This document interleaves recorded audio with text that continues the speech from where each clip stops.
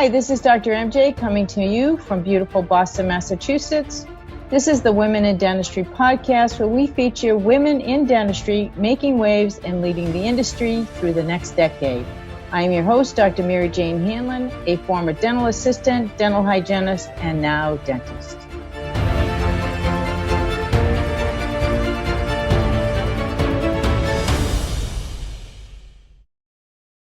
I am very pleased to introduce you today to Deb Bridges. Deb joined Air Techniques in 2020 in the Special Markets Division and brings 40 years of dental manufacturing experience. This includes almost 10 years of special markets expertise with DentalEZ, Centrix, and most immediate past with PDT Instruments. Deb serves on the board of the ADEA Corporate Council and as chair of Centers for Research and Education Technology, short is for CRET. Residing in a suburb of Philadelphia, Deb enjoys spending available free time with all of her extended families, nieces and nephews, in addition to swimming, biking, golf, cooking, and discovering excellent Japanese restaurants. It is now my pleasure to bring you to my interview with Ms. Deb Bridges.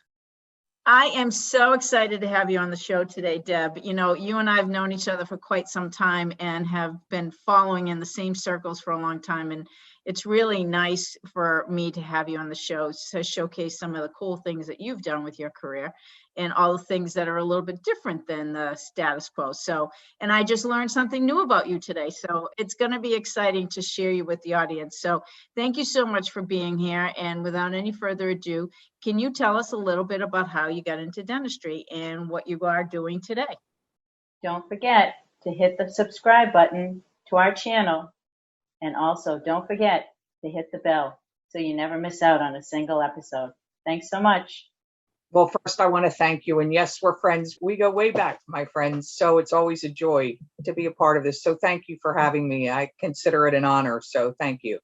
What got me into this crazy field of dentistry? Many moons ago, my parents weren't going to pay for my education. So I had to do it on my own. And I didn't know what I wanted to do. So why spend the money to go to college? I did for one semester at a then community college, and I didn't like it. Most people that were there full time were cutting more classes than they were going, and I was paying for it myself. So I decided that I was going to do what I initially wanted to do, and that was set out on the path of dentistry. I always liked it. I was always fascinated by it. The oral surgeon offered me a full-time job, well, part-time, then leading to full-time job. And I said, well, let me go get trained first.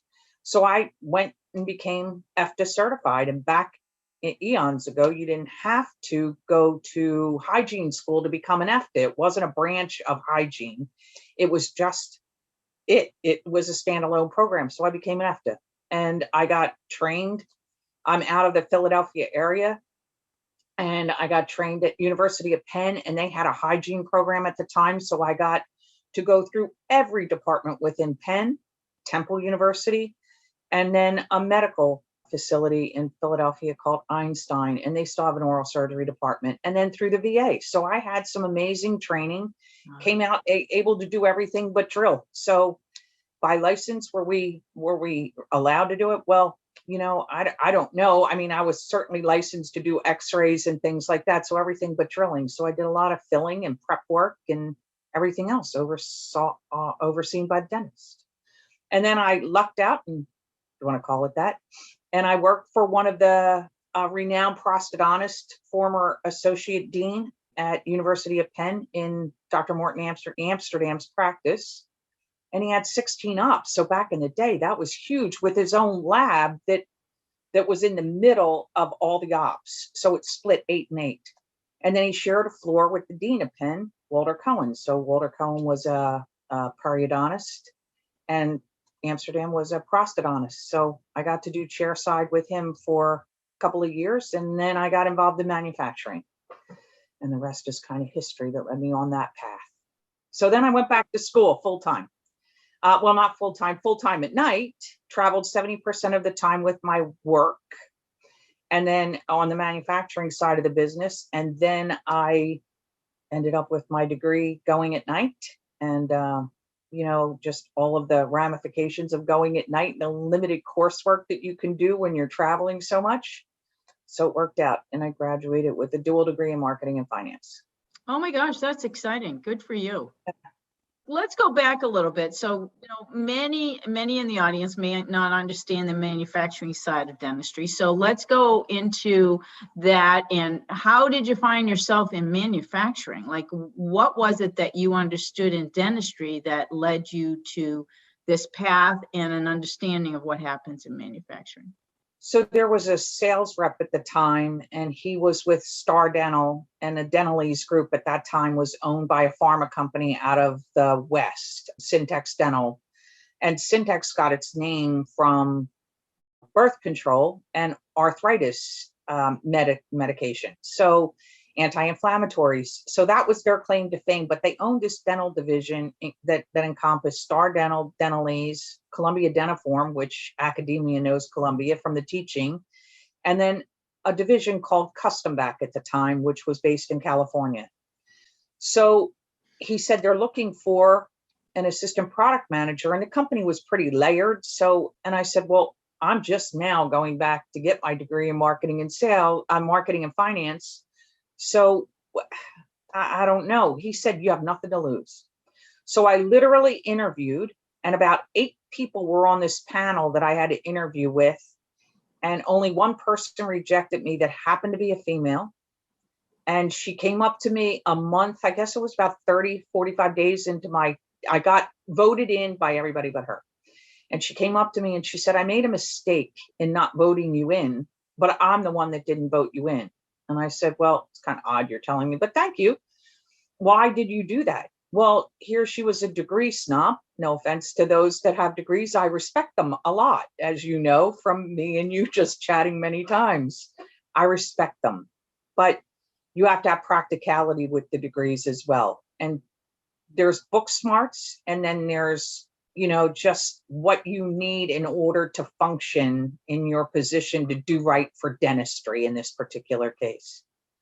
So I thanked her, found it really odd, but I said, you can't judge just by someone's titles at the end of their name or initials after the end of their name. So, and he had a really great career there and a really great run until it was acquired by a private investor who obliterated the company. So I stayed in dentistry, more on the manufacturing side, but that's what led me to the manufacturing side. Wow, very cool. And so with PDS, when you're doing instruments, was that manufacturing or was manufacturing as well? So, and it was PDT, Paradise Dental PDT? Technologies. That's right. That's right.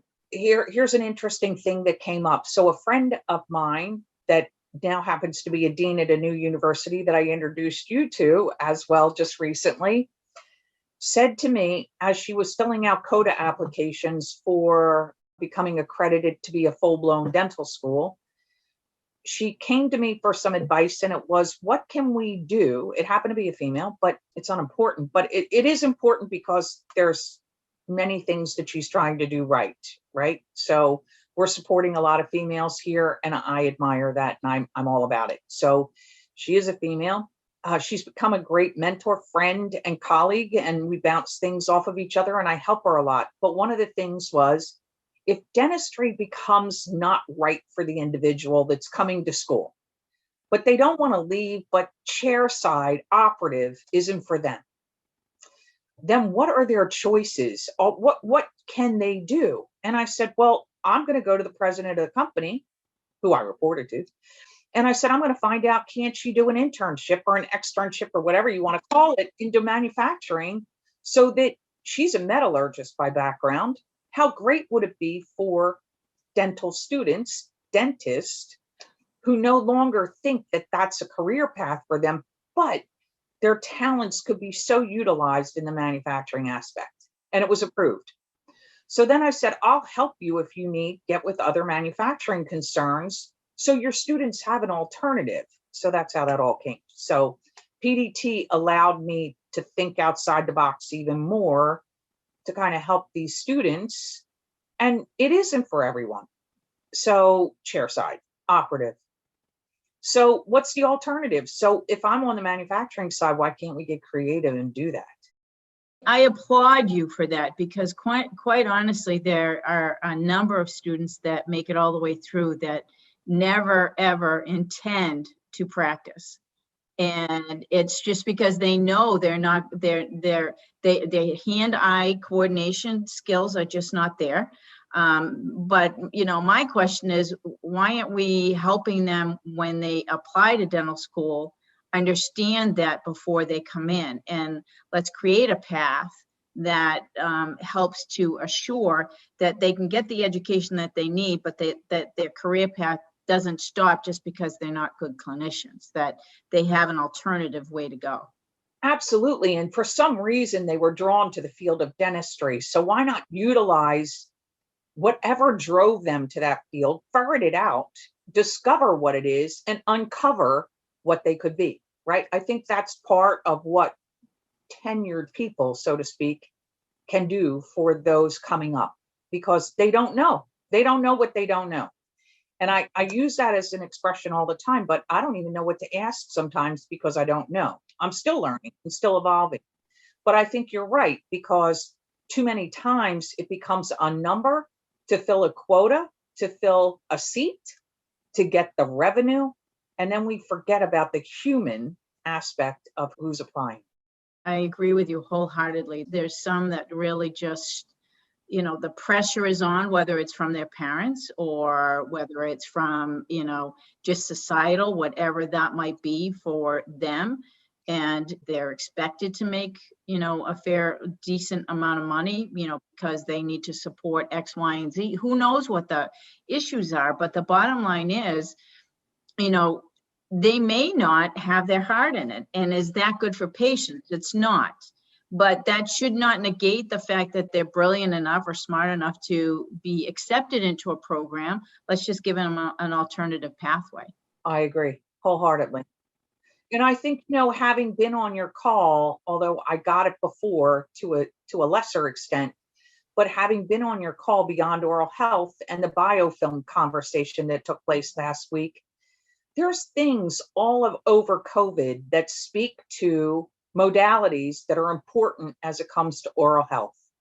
And if as a country, we don't start to come together with physical well-being and then oral health and wrapping it in a bow together, not separating it, it's not disjointed. The head is attached to the body.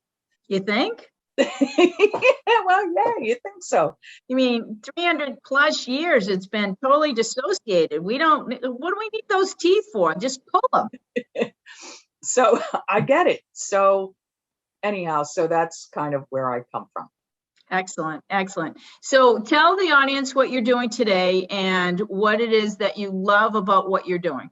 So I handle special markets. So throughout my career, I've been blessed to work with academicians and folks like you, and that have helped me along the way in either doing the best instrument formulation, if it would be. I mean, I remember being a marketer at Dentistry, and I introduced the Perio, the slimline insert for deep root scaling. It was the only instrument at that time, other than hand debriding or opening up a flap or whatever for debriding a deep pocket. So I worked with the creator out of Phoenix, a dentist out of Phoenix, periodontist, and then Christy Minaj-Burney got involved in this whole project with me, but so did Connie Driscoll back in the day, and this brings up names from the past. She was a RDH to begin with, out of Kentucky, and I worked with her to do this and refine this instrument so that it could be used clinically. Who was going to use it the most? Hygienist. So she was an ideal person to work with. And then getting to know that she soon became a dentist or became a dentist, and then posthumously was awarded a Geis Award at ADEA. That's another story. It brought tears to my eyes because I knew her, and she was like you. She was embracing. If you were thoughtful or you were a respectful individual, Connie had time for everybody. Yeah. And she definitely had time for me. So anyhow, I think I don't know that I probably segued from your question, so I apologize. But yeah, so just to bring it back, you know, what is it that you're doing today, and how can we relate that to, you know, I have no doubt that there's scores of hygienists, assistants, dentists out there that may not want to go back to their practice, or that may have decided to jump out of the operatory because they no longer enjoy it. But there's so much more that they can do in dentistry, and showcasing women that are doing these different modalities is really important to me because it gives people ideas of what they can do with their careers. So what I do now with Hair Techniques, we have some really great products. And one of the best that we probably have at this moment in the line is something called our Mojave vacuum system. So why is that important today? Because I work with a lot, so I'm in special markets. So I handle DSOs, group practices, and government. So anything relegated to the government world, prisons and those kinds of things as well in there. Some are privately owned, run today, but they're in that system, as well as schools. So hygiene, as well as, well, any allied. So I have hygiene, dental, and then assisting schools and tech programs as well. So what does that do? So for me to work with these group practices, for example, their hygienists are freaking out about going back because most happen to be females, not judging. It's just a fact. There are females still in the programs, but they're nowhere near the numbers that females tend to gravitate toward the profession. So a lot have families. Again, I sound stereotypical, but a lot have families. They want to be safe when they go home. They're working with more aerosolized products, items from, and I'll use name brands for the moment, but okay, maybe I won't. Ultrasonic scalers, air polishing, Profies, any of the slurry that's made from your Profies after your hygiene appointment. Well, all of that leads to them worrying, not just for their patient safety, but for their own safety. So if you have something and a product that has maximum flow, no matter how many operatories, and most DSOs have about 6 to 8 ops on average, some larger, 8. There's one that I call on that's 11 in my local area. But how do you keep that staff, be it the clinician, the hygienist, the operator, we'll say, and how do you keep them safe as well as the patients? So now enter a piece of equipment that can grab. So there's 3 things in suction, right? Aerosols, that's one dimension, right? One weight. Then you have liquids and you have solids. So to have something that gets all 3 of them is a big deal. And not just because you can pick up a bowling ball doesn't mean that it will pick up all of those 3 things. I call it the trifecta, right? So you want to have that happen. So we have that product. So it makes me happy to be here. And we have them in that same flow range that work in academia as well and within schools. So it's good to build clinical systems around that same premise. So it makes me happy. So I think now I answered your question. Yes, you did. That's awesome. So, I know personally that you also do a fair amount of work with ADEA, and I think that that's something also that I want you to elaborate on more, because from the dental education standpoint, this is the organization, like the ADA is the organized group for dental associations across the country. ADEA, for those of you who don't know, is the American Dental Education Association, and they orchestrate and provide services to all the academic institutions in the country. And so I'm not actively involved with ADEA myself because I made the choice early on in my career to go the ADA route. But tell us a little bit about your role, because industry is starting to play a huge role in academia as we move forward, because things are changing so drastically and so quickly that, many academic institutions just can't keep up.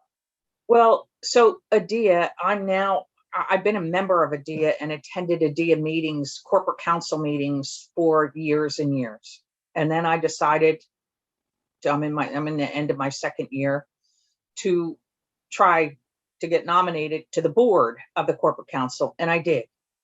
So it's a 4-year term, and that 4-year term, you start at member at large, This year I'm secretary. Thank God it's done. And then I'm on to member chair-elect and then chair. So, and there's another thing that I went for, which I don't want to jinx myself, so we'll talk about it maybe next time. But anyhow, being on this board, one of my biggest things and initiatives, and any of my colleagues on the board will tell you, my hot button is, how does dentistry stay relevant?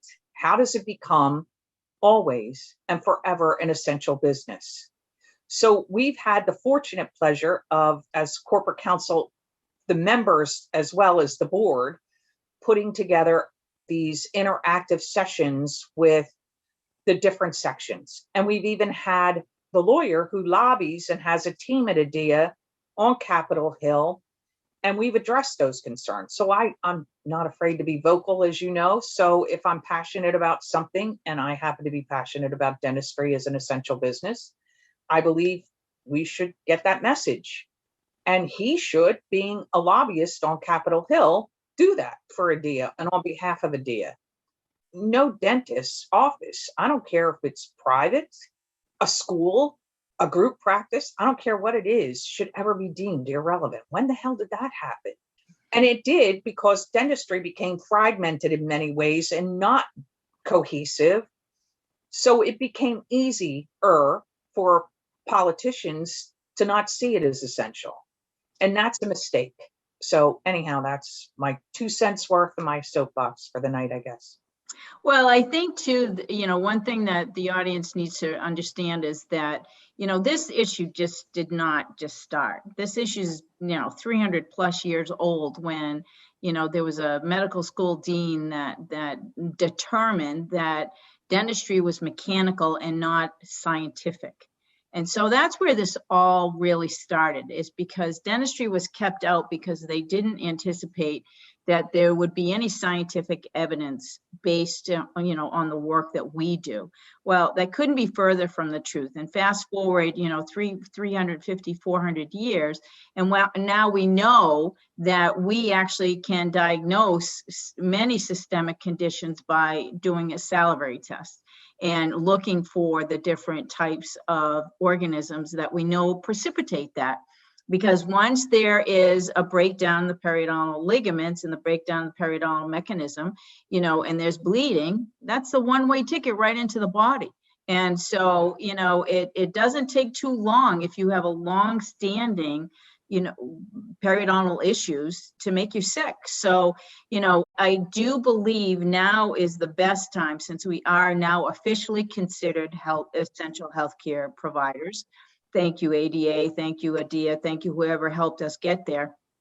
That one, we never close our offices again. And two, that we work towards determining this integration of medicine and dentistry once and for all, because the teeth are not separate. When you have an infection in your mouth, you're expected to pull your tooth. Well, if we have an infection in our foot, we're not expected to cut our foot off, are we? Correct. So that's the thing that I want, and I think it's an ingrained thing in our population. It doesn't matter if you're a politician, anybody that's not in dentistry doesn't get it. And it's because this has been separate all these years. There is no insurance coding. There is no diagnosis coding, that we use on a regular basis. It's obviously there, but we need to get there. We need to really fast forward and fast track this issue so that we can move towards an integrated system where we are providing services to our patients based on what we see in the mouth. You're right on with this integration, right? And I talked about it earlier. And while we laugh about it, there is nothing funny about it being disjointed at all, like in the terms of total health. Kaiser Permanente is the first in the Pacific Rim, right, that integrated healthcare, mandated healthcare, this part disjointed from the head, in with the head. So if you want a medical appointment, you have to, sooner or later, it's encapsulated into a dental visit, or vice versa. Dental visit is incorporated into the other wellness. So that's how Kaiser Permanente is vertically integrated. Now you enter, I think I had this conversation with you a while back, but UF Gainesville, University of Florida, Gainesville, add 1 year to a student's tenure and they come out with a DO degree. So now they're into the total wellness of an individual instead of just the oral wellness of an individual. So to me, hats off, because they're ahead of the thinking curve and where we need to be in dentistry. Absolutely. Absolutely. So I'm going to transition a little bit from, your role in dentistry, and I'm going to ask you some specific questions. So what's the single best piece of advice you've ever received, and who gave it to you? So my father, and my last name is Bridges, so forgive the pun, but don't burn any bridges. And I kind of live by that. I live by that mantra. So when you can lay your head down and know that you didn't burn any today, it's all good. So, and sometimes it takes a lot of restraint, but anyhow, so I've lived by that for a long time. Yeah. What is one thing that people would be surprised to know about you? Well, I don't think I've ever said this publicly, like in this forum before. So I have advanced degree rank and hold advanced degree black belts in Taekwondo and Hapkido. Nice. That's awesome. How long did it take you to do that? Well, I trained for 19 years, so it didn't take me 19 years to do that. But yeah, it took me 19. I trained for 19 years. Oh my gosh, that's fun. So is there anybody in dentistry who really inspired you? I'll sound like a suck up if I say you, but what the hell? It is you. Oh, Because we go incredibly way back, and you still will always at the school or here give me the time of day. And I can bounce anything off of you, and it doesn't mean you're buying what I'm selling or peddling, but I try not to sell to you. I try to have more of a dialogue with you anyway, and just help where I can. And sometimes it's worked out, sometimes it hasn't. Sometimes some projects that we started are still on hold and pending, but it doesn't mean they won't happen. It just means they weren't right at that moment in time. So yeah, Connie Driscoll for sure. She just was in this profession. She was huge ally of mine and mentor. yeah. So yeah, I'm grateful. I think that that's the one thing that from my being, even in my private practice days, I always made time for industry professionals to come in, chat. I couldn't always, get out of the chair at that moment in time, but I always tried my best to do that. And I think it's important because we can't do our work without you guys, just like I can't do my work without my team. So I consider anybody that's in the sales side of things part of my team, because if there's something new that I should know about that is going to help me do my procedures easier and better on my patients, oh my gosh, why wouldn't I want to know that? Especially as dentistry evolves into whatever the next, there will be another evolution coming. If it doesn't, shame on us, right? Because coming out of COVID, whatever the new norm will be, should be different. And we should think about institutions differently and how we educate our students. And that entails a whole lot, right? So one of my initiatives at ADEA is, let's be advisors. Let's not just be manufacturing people who want to sell, but we advise. So I've taken that concept even in my own company, and I've become more an advisor. If I can help you, great. If I can't, maybe I can steer you to what would be best for you. Like, I'm not a plexiglass manufacturer, but do you really need plexiglass? I'm not a HEPA filter manufacturer unless it comes to vacuums and those filters within those systems. But, other than that, how can I help you? And therefore, we derive more value as an organization, helping the ADEA other sections, the Council of Deans, working with them to become their advisors collectively. Look, not every corporate member knows the soft approach of dealing with institutions. And I call it a soft approach because it's more relationships.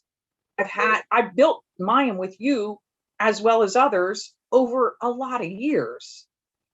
And it's taken a lot of time, a lot of work, but I love it. So it's a passion, right? It became easy for me. But you just can't go at it like with an order pad and think that you're going to come out with I call it return on engagement, not return on investment, because every company wants to know, what's our ROI? What's our ROI? It's schools. What's our ROI per student, for this, or whatever? I call it rules like the return on engagement. Like, how are we going to advance this relationship, right? And that you become, I become trusted. There's a lot of corporate council members, not just the board members, that can add a lot to this equation if we're looked at and start to be viewed at differently than just sponsoring things. Viewed as partners in the progress of teaching our students. Absolutely. Totally agree. Totally agree. That's huge. It is. And trust is a huge thing. If we don't have a base of trust in everything that we do, you're never going to get anywhere. So, you know, that's where absolutely where it starts. Are there any obstacles you've had to overcome in your career that you're really proud of? Well, I've existed in an equipment world, not just a merchandise or a small equipment world, where the majority is men, no different from you in your career path and in your career. And it's been difficult at times being a female in that wild, wild west mentality, because, you know, equipment reps back in the day made a lot of money. And when others weren't making that kind of money, I mean, in the 80s and 90s, they were making a hell of a lot of money and still do, but it was a different thing. But again, going at it to try to earn my stripes, as my dad would say, I earned their respect. So what I did was, if you want to call it, and I hate the word premeditated, but it was calculated so that I was always honest, I was truthful, but the delivery was a little softer than just hard facts, and just presented them in a way that would be absorbed better by, you know, the male population, if you will.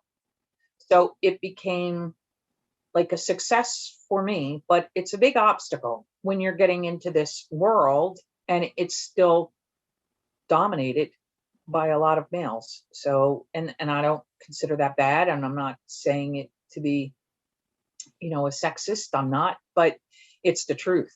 So just to survive in that was critical. So that's a big obstacle in business. I agree. I have to say that I was thinking about that earlier this month when, you know, something had come up, and I remember thinking to myself, I cannot believe it's 2021 and we still have to think about this. You know, didn't suffrage happen in 1913? I mean, seriously. And, you know, yeah, mom stayed at home in the 50s, but gosh, we've been working for an awfully long time. What the heck? I don't really get it, but it's a conversation for another day. When you reflect back on your childhood, do you think that you were born a confident child, or would you say that confidence is something that you have built over the years? Well, I think my foundation created what I am as an adult. And I'm a Navy brat through and through. So I was born in Virginia, and then we lived in Japan and California. My dad was in the Navy Seabees for 26 years. He ran the house like a ship. And he used terms that no one should use off a ship. But anyhow, so I often say he taught me to curse a lot, but he also taught me and my mother, great entertainers. They knew how to entertain. And one of the things that I became, as an adult, you start to not hate it so much, right? The uprooting and the leaving your friends and all that. So for me, I think it created who I am, and the ability to talk to everyone from the janitor to the tech, to the head of technicians, to the dean of the school. It doesn't matter. I could talk to the president and whoever that would be, but I'll talk to the janitor as well.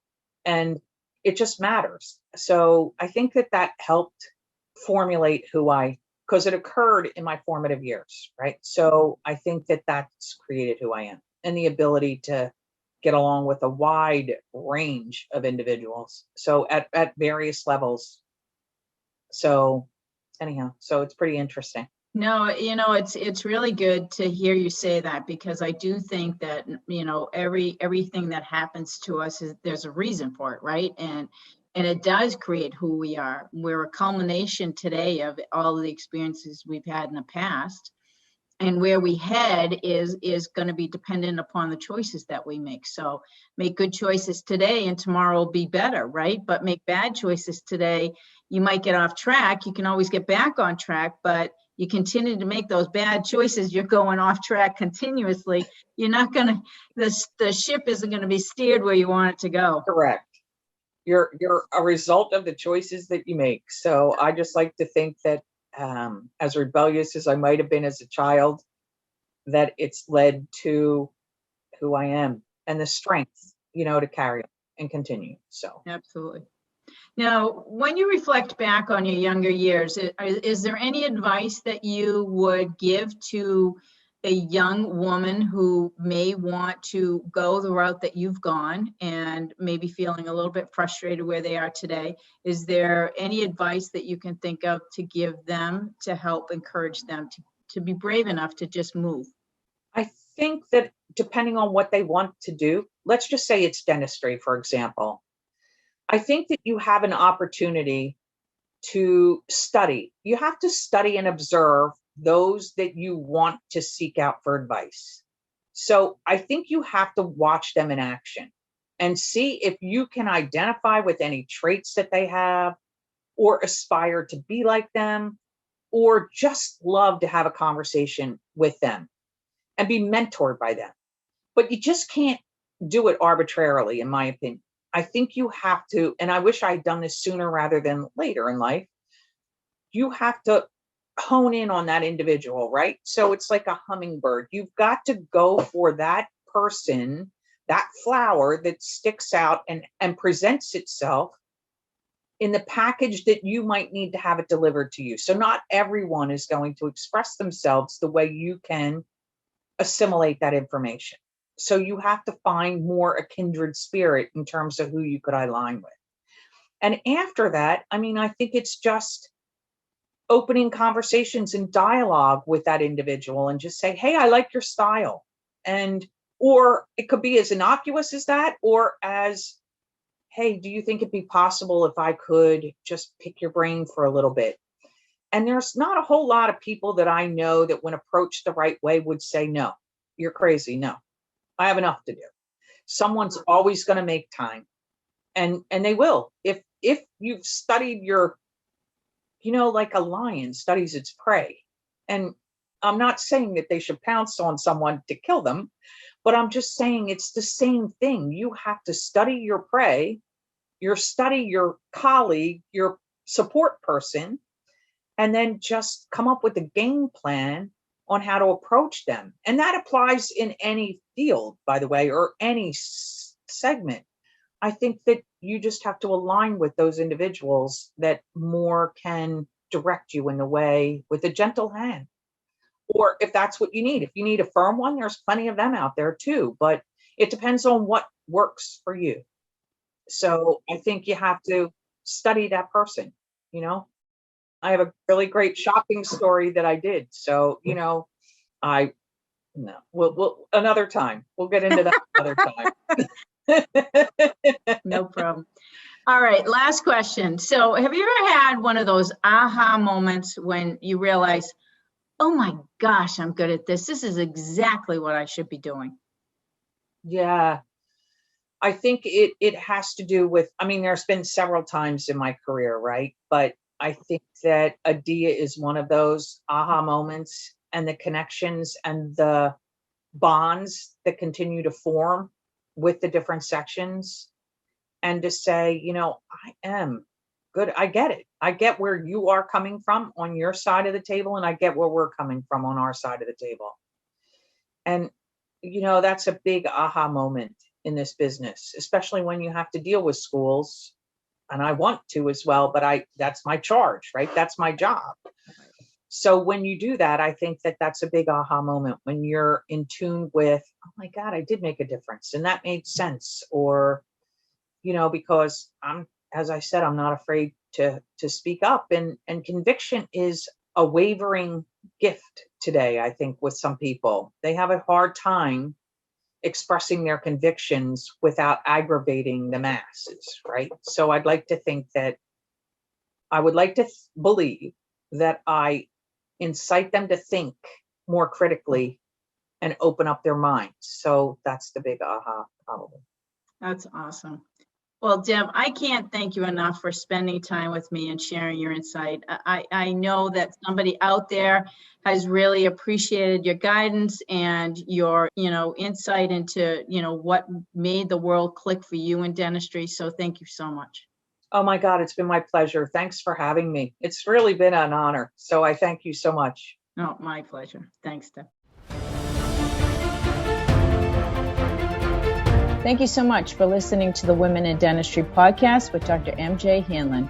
If you like our show and want to know more about us, check out our website, thewomenindentistry.com, or please leave us a review on iTunes. Join us for our next episode as we bring you another amazing woman leading the way for the next generation.